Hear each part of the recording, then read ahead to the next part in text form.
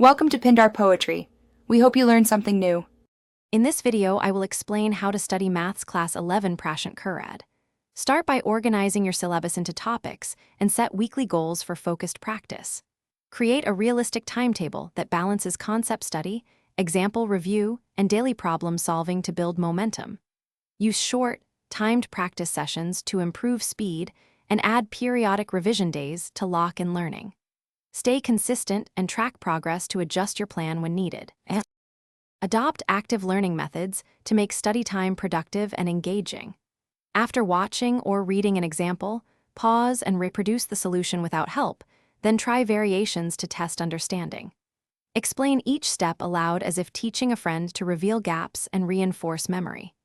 Keep concise summary sheets with formulas, typical approaches, and common errors to speed up revision before tests and homework sessions. Hey everyone, if you're finding this guide helpful, please subscribe and like so I can keep sharing useful tips. Quick recommendation.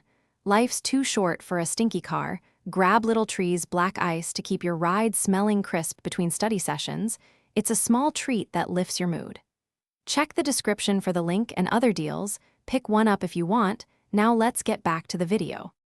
Focus practice on quality rather than quantity and vary difficulty to strengthen problem solving under pressure. Use spaced repetition. Review topics after 1 day, 1 week, and 1 month to embed knowledge. Keep a mistake log for recurring errors and revisit those problems until they are solved reliably.